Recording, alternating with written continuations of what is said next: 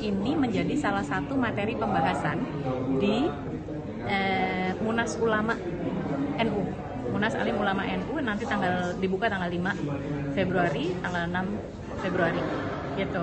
Jadi di sana mungkin akan akan ada kejelasan sikapnya PBNU. Sampai saat ini sih PBNU lagi sibuk sama rangkaian hari peringatan Harlah, Mas. Jelas ya, kalau Gus Rin itu clear sekali bahwa ada sesuatu yang salah dalam kasus pagar laut ini. Yang pertama, secara hukum bagaimana itu ada pelanggaran-pelanggaran. Yang kedua, kemudian ada pembiaran yang dilakukan oleh penyelenggara negara gitu, sehingga ini kan dampak dari perilaku koruptif ya. Perilaku koruptif itu kan bukan hanya saya dapat duit berapa dari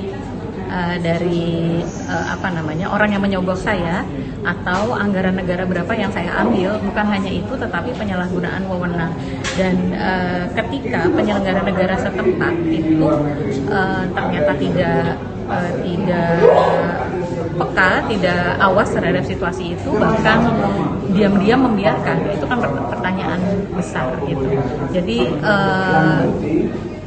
pagar laut ini menjadi contoh paling mutakhir bagaimana pemerintah itu sering sekali bertindak di belakang layar, dan itu jadi lebih berbahaya gitu. Sekarang muncul di pagar laut, banyak kali muncul dalam soal tambang, pemberian tambang, atau terkait perampasan tanah masyarakat adat. Itu kan juga gitu, di belakang layarnya ada tuh kerja intimidasi dalam tanda kutip ya kepada rakyat gitu. Itu yang saya temukan dari pengalaman pendampingan ke masyarakat ya, misalnya di Wadas atau Rempang gitu.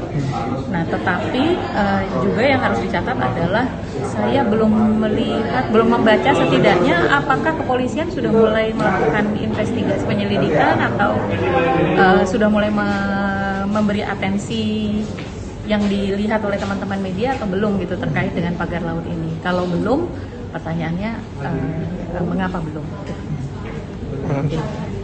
Menurut Mbak Alisa, apa yang harus dilakukan pemerintah dalam menyikapi pagar laut ini? Yang pertama itu jelas mengkaji ulang. Ini sebetulnya pagar laut ini duduk perkaranya bagaimana? Satu. Kemudian yang kedua, titik pelanggarannya ada di mana? Kemudian yang ketiga, segera mengambil langkah untuk memperbaiki, membenarkan, membuat jadi benar, bukan menilai itu benar gitu ya. Nah, meluruskan, harus segera meluruskan. Kalau misalkan itu memang bukan wilayah yang bisa di coupling, ya harusnya kan tidak gitu.